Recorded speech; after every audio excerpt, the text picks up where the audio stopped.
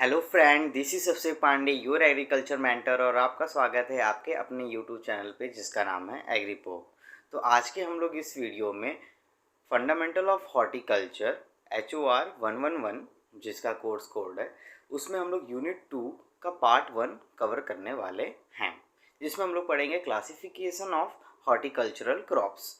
ठीक है, तो ये यूनिट 2 का पार्ट 1 आपका रहेगा, जिसमें हम लोग को पढ़ना है। यूनिट 2 में जो टॉपिक है वो क्लासिफिकेशन ऑफ हॉर्टिकल्चरल क्रॉप्स है। तो हॉर्टिकल्चरल क्रॉप्स का कैसे क्लासिफाई किया गया है, किस बेसिस पे किया गया है, उसके बारे में हम लोग इस वीडियो में डिटेल में बात करेंगे। तो चलिए आज का लेक्चर स्टार्ट करते हैं। देखिए यहाँ क्या लिखा है, क्लासिफिकेशन ऑफ हॉर्टिकल्चरल क्रॉप्स। तो देखिए टाइप्स ऑफ क्लासिफिकेशन की बात किया जाए तो इसमें दो बेसिस पे क्लासिफिकेशन किया गया है। दो बेसिस पे क्लासिफिकेशन किया गया है, एक है हॉर्टिकल्चरल, दूसरा है बोटैनिकल।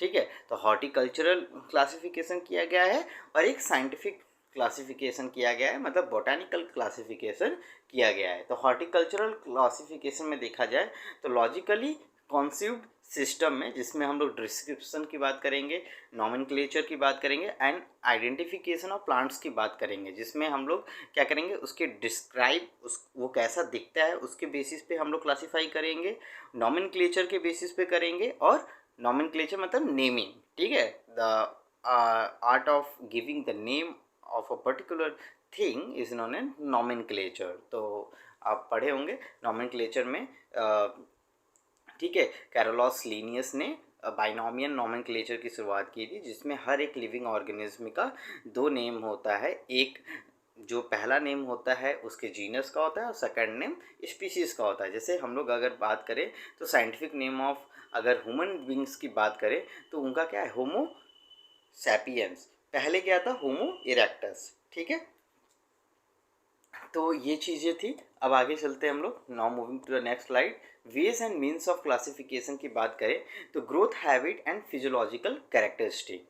तो कौन कौन से आधार पे हम क्लासिफिकेशन करेंगे, अगर देखा जाए तो growth habit and physiological characteristic. तो उनकी क्या ग्रोथ हैबिट है और फिजियोलॉजिकल कैरेक्टरिस्टिक कैसा है, मतलब उनके अंदर की जो फिजियोलॉजी है। फिजियोलॉजी मतलब जैसे हमारे अंदर फिजियोलॉजी होती है कि नहीं, एक एक होता है बोटैनिकल फिजियोलॉजी और एक होता है ह्यूमन फिजियोलॉजी, जूलॉजिकल फिजियोलॉजी।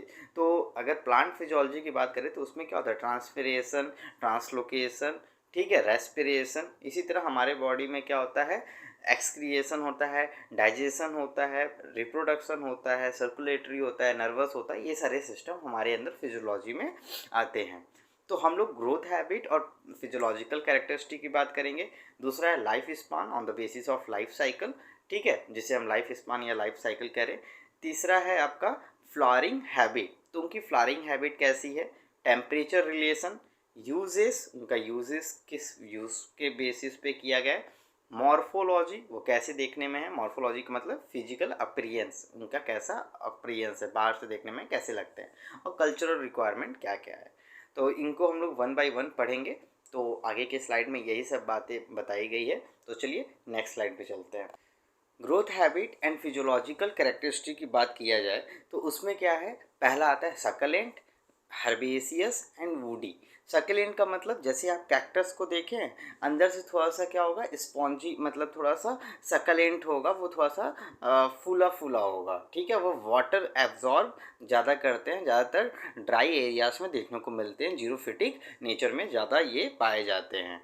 ठीक है, plant with tender and watery stem and leaves. तो उनके जो स्टेम होंगे वो वाटरी होंगे, मतलब वो वाटर को एब्जॉर्ब करेंगे, ग्रीन इन कलर के होते हैं। जैसे कैक्टस इसका बेस्ट एग्जांपल है, ठीक है, ओपनसिया, जिसका जो बॉटेनिकल नेम है क्या है, ओपनसिया स्पीसीज। ठीक है, एंड लीव्स, फोलिएज पार्ट, तो उनके फोलिएज पार्ट पे वो चीज़ें देखते हैं, सकलेंट इन नेचर होंगे। ठीक है, दूसरा है हर्बेसियस। हर्बेसियस मतलब ग्रीन होंगे, पूरे बॉडी पार्ट जो भी उनके प्लांट की पार्ट दिखेंगे आपको वो ग्रीन कलर के होंगे। कैसे होंगे, ग्रीन कलर के होंगे। ठीक, तो हर्बेसियस में आते हैं हर्ब, सेल्फ सपोर्टिंग सकलेंट होते हैं। टेंडर स्टेम आइदर ड्रूपिंग और self supporting, most of vegetable. तो हर्बेसियस में ज़्यादातर क्या होंगे, ये सेल्फ सपोर्टिंग होते हैं, इनको किसी अन्य लोगों की या अन्य हेल्प की ज़रूरत नहीं पड़ती है, अपने आप ये वेल डेवलप हो जाते हैं, खुद ग्रोथ कर पाते हैं। जैसे कि आपके जितने भी वेजिटेबल्स होते हैं, चाहे आप कुकुरबिटेसी की बात करें जिसमें आप मस्कमेलन, वाटरमेलन और बीटर गार्ड ये सारी चीज़ें की बात करें, या ब्रिंजल और स्पैनेच, ठीक है, तो ये सारे जो भी आप वेजिटेबल के नाम्स ले रहे हैं सारे हर्बेसियस इन नेचर होते हैं। उसके बाद है वुडी। वुडी का मतलब थोड़ा सा मजबूत होंगे, ठीक है, सेल्फ सपोर्टिंग वुडी प्लांट होंगे। ट्रीज एंड सर्ब्स ये सारी चीज़ें आते हैं हॉर्टिकल्चर में। तो हम लोग पढ़े ग्रोथ हैबिट और फिजियोलॉजिकल कैरेक्टरिस्टिक में हम लोग अगर हम बात करें, इसमें सकलेंट है, हर्बेसियस है, वुडी है। सबका एग्जांपल आपको पता है, सकलेंट का आप कैक्टस लिख सकते हो, हर्बेसियस के जितने भी वेजिटेबल्स हैं ग्रीन वेजिटेबल्स, और वुडी में आपके ट्रीज एंड श्रब्स आएंगे। Growth habit and physiological characteristic की बात किया जाए तो इसमें क्या है, classification of trees and shrubs. तो जो ट्रीज और श्रब्स को बांटे हैं, ट्रीज क्या होता है, जो एक मेन स्टेम होता है, इसको हम लोग एग्रो फॉरेस्ट्री में भी आपको एक्सप्लेन किए थे।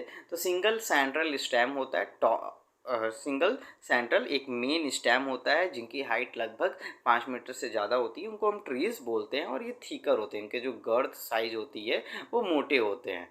श्रब्स जो होते हैं वन और मोर स्टेम के हो सकते हैं, ठीक है, और ये ज़्यादातर फ्लावरिंग जितने भी प्लांट्स होते हैं वो श्रब्स इन नेचर होते हैं जिनकी हाइट 1 मीटर से कम होती है, ठीक है, समझ में आई बात। ये ट्रीज टॉलर होंगे, श्रब्स जो होते हैं स्मॉलर होते हैं। May vary with environment and training practices. तो इन्वायरमेंट और ट्रेनिंग प्रैक्टिसेस से ये अलग अलग होते हैं, ठीक है। अगली बात करें, plants with trailing and climbing stems. तो ट्रेलिंग एंड क्लाइंबिंग स्टेम्स की बात किया जाए तो ट्रेलिंग का मतलब क्या होता है, जिनके जो टेंडर्स प्लांट्स होते हैं, जैसे आप देखेंगे घर में मनी प्लांट है, तो मनी प्लांट क्या होता है, उसको हमेशा सहारा की जरूरत पड़ती है।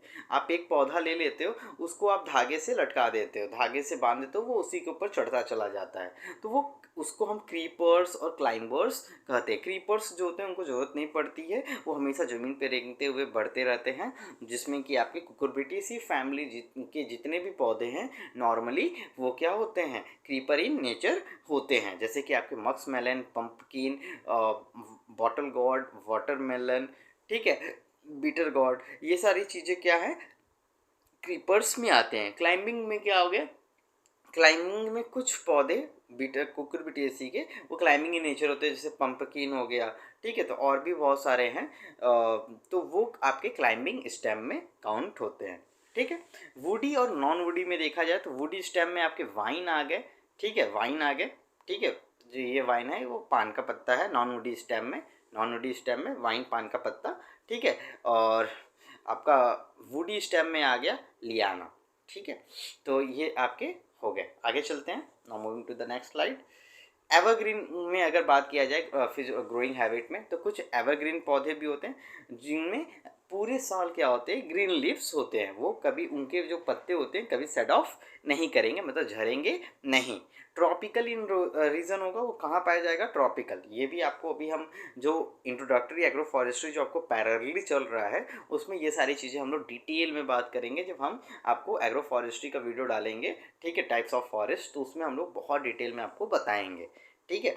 For example citrus, mango, date, guava, litchi, coconut, olive, ber, banana, chikoo, pineapple, fig and papaya, ये सारे क्या है, एवरग्रीन प्लांट्स हैं, ठीक है। बात समझ आएगा, एवरग्रीन पूरे साल हरे भरे रहते हैं और जहाँ पूरे साल बारिश होती रहती है वहाँ ये पाए जाते हैं।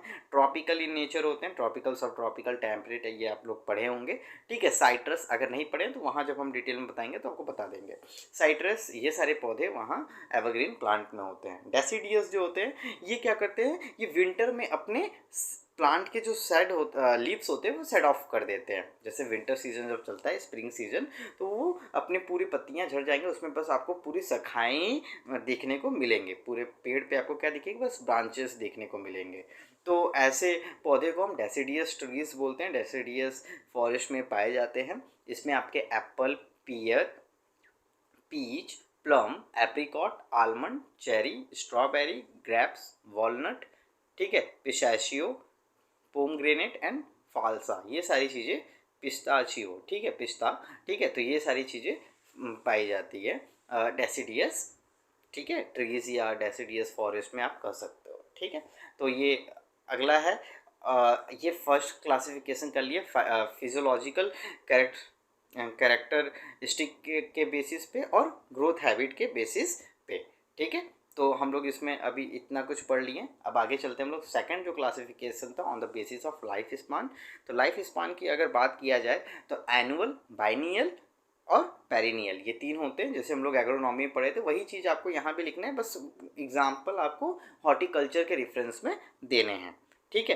तो एनुअल्स क्या होगा, complete life cycle in one growing season, वही चीज़ जो एग्रोनॉमी में हम आपको पढ़ाए थे सेम टू सेम आप वही लिख दीजिएगा। और अगर एग्रोनॉमी का वीडियो नहीं देखे हैं तो आप जाके देख लीजिए, प्रिंसिपल ऑफ एग्रोनॉमी, ठीक है, जिसमें हम लोग यूनिट 2 में पढ़ाए हैं आपको क्लासिफिकेशन ऑफ क्रॉप्स। तो क्लासिफिकेशन ऑफ क्रॉप्स में आपको वही सारे डेफिनेशन एनुअल, बाइनियल, बस शुरुआत का आपको पढ़ना है on the basis of life cycle. तो वही चीज़ है। तो those plant which can complete their life cycle on a one single season और within a year is known as annual crops. Many vegetation and seasonal flowers are come in this groups. तो ज़्यादातर जो भी flower crops होते हैं और vegetable crops होते हैं वो एनुअल इन नेचर होते हैं। बाइनियल क्या होते हैं, जिनमें फर्स्ट ईयर में ये क्या करेंगे, वेजिटेटिव फेज करेंगे और सेकंड ईयर में ये क्या करेंगे, रिप्रोडक्टिव फेज कंप्लीट करते हैं। तो complete life cycle in 2 growing season, first season vegetative होगा, शॉर्ट इंटरनोड बनेंगे, रोजेट बनेंगे, ये सारी चीज़ें बनेंगे, ग्रोथ स्टेम का ग्रोथ होगा, इंटरनोड बनेंगे, नोड बनेंगे। इंटरनोड समझ में आता है ना, नोड का मतलब जब एक स्टेम में जो गांठें होते हैं उनको नोड बोलते हैं, और उन दो गांठों की जो बीच की दूरी होती है उसे इंटरनोड कहते हैं। नोड से ही आपके ब्रांचेस का फर्दर डेवलपमेंट होता है, ठीक है। सेकंड सीजन में क्या होगा, अगर हम सेकंड सीजन की बात किया जाए, ठीक है, तो यहाँ क्या लिखा है, bolting sends up flowering stock with long internode bearing flower and fruit. तो बोल्टिंग का मतलब जो भी आपके फूड मैन्युफैक्चर हुए थे, अब वो पूरा फूड मैन्युफैक्चर जो हुआ है वो फ्लावरिंग स्टार्ट तक जाएगा जहाँ फ्लावर आ रहे हैं, और उनको वो भोजन प्रोवाइड करेगा। अब भोजन प्रोवाइड जब उसको मिलेगा, भोजन जब मिलेगा तो जाहिर सी बात है उसके ग्रोथ एंड डेवलपमेंट जल्दी होंगे, तब वहाँ से वो फ्लावरिंग और ब्लूमिंग स्टेज होगी और वो फ्रूट में कन्वर्ट हो जाएगा। तो फर्स्ट ईयर में वेजिटेटिव ग्रोथ होता है, सेकेंड ईयर में रिप्रोडक्टिव ग्रोथ होता है। रिप्रोडक्टिव ग्रोथ का मतलब अब वहाँ फ्रूट्स बनेंगे और फ्रूट से फिर सीड का जर्मिनेशन होगा, ठीक है, मतलब सीड का प्रोडक्शन होगा, ठीक है। रूट वेजिटेबल्स की अगर बात किया जाए तो बाइनियल में ज़्यादातर रूट्स क्रॉप्स आते हैं, जिसका कैरेट, रेडिस, बीट ये बेस्ट एग्जांपल हैं। लीफी वेजिटेबल में बात किया जाए तो लेटस एंड कैबेज, ठीक है, पत्ता गोभी और लेटस, ये सब स्पेनिच, ये सब इसमें आते हैं। अनियन भी एक प्रकार का बाइनियल क्रॉप्स है। समझ में आ गया, इतना समझ में आया। आगे चलते हैं। Climate is critical factor in determination of the life cycle. तो लाइफ साइकिल एक बहुत क्रिटिकल फैक्टर है जो कि डिसाइड करता है कि प्लांट क्या होगा, एनुअल होगा, बाइनियल होगा, पेरिनियल। अगर क्लाइमेट अच्छा हुआ ही नहीं, भले आप बो दिए तो पता चला वो 2 साल में जाके कंप्लीट हो रहा है, अपनी कंप्लीट लाइफ साइकिल कर रहा है, तो ये सारी चीज़ें भी देखने को मिलती है। तो क्लाइमेट अगर सूटेबल है तो ये सारे एग्जाम्पल आपको दिए गए हैं कि एनुअल में ये आएगा, बाइनियल में ये आएगा और पेरिनियल में कुछ और। Most of the above vegetable is treated as annual, ठीक है, ज़्यादातर वेजिटेबल्स जो होते हैं उनको एनुअल क्रॉप्स के तौर पे हम ट्रीट करते हैं। Classification based on life cycle अभी चल ही रहा है, तो इसमें पेरिनियल, अभी जो हम बात कर रहे थे एनुअल पढ़ा दिए, बेनियल पढ़ा दिए, अब हम लोग पेरिनियल की बात करेंगे। पेरिनियल क्या होता है कि those crop which can cover their life cycle year after year and more than 2 year is known as perennial in nature. They continuously produce the fruits और you can say seed year after year, but their productivity becomes decreasing after 2 or 3 year, their productivity becomes decreasing। तो ये होते हैं perennial crops, ठीक है। तो ये जैसे आप आम का पेड़ ले लो, तो आम में क्या होता है, आप एक बार लगाते तो बार बार तो आम लगा नहीं रहे हो, उसके फल हर साल आपको मिल रहे हैं, लेकिन अल्टरनेट बियरिंग की प्रॉब्लम होती रहती है। तो ये सारी चीज़ें उनकी प्रोडक्टिविटी है, जैसे लेमन ग्रास है, ठीक है। तो ये सारी जो आपके एग्जाम्पल हैं, ये क्या होता है, ईयर आफ्टर ईयर तो देते हैं, लेकिन जो ईल्ड है वो कम होती जाती है, ठीक है। तो grow for years and woody in nature होते हैं। ग्रोथ देखा जाए तो जुवेनाइल जो स्टेज होती है इनकी, जो मतलब जो स्टार्टिंग ग्रोइंग स्टेज होती है, वेजिटेटिव फॉर सेवरल ईयर, कुछ समय तक ये ग्रो करेंगे, 4 साल 5 साल ले लेते हैं। फिर जब मैच्योर हो जाते हैं तो वेजिटेटिव स्टेज भी आती है और ये रिप्रोड्यूस भी करते हैं। ठीक है, इतना समझ में आ गया। All fruits and ornamental leaves are shrubs, तो जितने भी फ्रूट्स होते हैं या ऑर्नामेंटल ट्रीज होते हैं और श्रब्स होते हैं, इसके बेस्ट एग्जांपल हैं, जैसे मैंगो का पेड़ अभी बताएं, ठीक है, पपाया बताएं, और आपके बनाना बताएं, ये सारे अनार है, तो ये सारे क्या हैं, पेरिनियल इन नेचर। ऐसा नहीं कि अनार आप हर साल बोते हो, आम आप हर साल बोते हो, तो ऐसा आप नहीं करते हो। ठीक है, herbaceous plant like asparagus, potato and bulbs, तो हर्बेसियस प्लांट भी होते हैं जैसे कि एस्परागस है और पोटैटो है, बल्ब्स है, ये सब भी पेरिनियल इन नेचर है। लेकिन पोटैटो और बल्बियस क्रॉप्स जिसमें टर्मरिक जिसमें आपका टर्निप और गार्लिक आते हैं, तो उनको हम लोग एज अ एनुअल प्लांट की तरह ट्रीट करते हैं वो बेसिकली पेरेनियल इन नेचर, लेकिन हम जो किसान उगाता है वो एनुअल बेसिस पे उगाता है। ठीक है, विंटर किलिंग भी होता है, जैसे पेरिनियल क्रॉप्स में क्या होता है, जब टेम्परेचर बहुत ज़्यादा लोअर हो जाता है तो प्लांट जो क्या होते हैं कि वो सॉइल में जो मॉइस्चर लेवल होता है वो बहुत ज़्यादा बढ़ जाता है और पौधे ट्रांसपिरेशन करने लगते हैं, तो एक परमानेंट विल्टिंग पॉइंट से भी नीचे चले जाते हैं। और उसमें क्या होता है कि अगर किसान उसमें पानी दे दिया तो वो पानी बहुत ज़्यादा एक्सेस हो जाता है, तो पौधा क्या करता है, विल्ट होना स्टार्ट हो जाता है। कभी कभी तो ऐसा भी होता है कि पौधे के जो स्टेम ही होते हैं वो पूरे फट जाते हैं। तो ये सारी विंटर किलिंग की भी समस्या कभी कभी खेत में देखने को मिलती है। अंडरग्राउंड स्टोरेज स्ट्रक्चर सर्वाइव हो सकते हैं। Brinjal and tomato perennial in tropical climate, annual in temperate climate. तो ब्रिंजल एंड टोमेटो क्या है, पेरिनियल होते हैं ट्रॉपिकल क्लाइमेट में और एनुअल की तरह ट्रीट किया जाता है टेम्परेट क्लाइमेट में। मतलब हमारा अगर उत्तर प्रदेश बिहार का रीजन देखा जाए तो यहाँ हम किस तरीके से उसको ट्रीट करते हैं, टोमेटो को एनुअल क्रॉप्स की तरह ट्रीट करते हैं। ठीक है, तो दो हम लोग पढ़ लिए, ग्रोथ फैक्टर, ठीक है, और ग्रोथ फैक्टर हम लोग पढ़े, ग्रोथ हैबिट और फिजियोलॉजिकल कैरेक्टरिस्टिक पढ़े, और on the basis of life span पढ़े। ठीक है, on the basis of life span पढ़े। तो और देख लेते हैं इसमें, 1 मिनट रुक जाइए, बस हमको देखिए कितना मुझे पढ़ाना है, उस बेसिस पे मैं डिसाइड करता हूँ। लाइफ स्पान हो गए 3 4 7 हैं। ठीक है, तो अब हम सोच रहे हैं फ्लावरिंग हैबिट जो है उसका शायद टॉपिक लंबा है।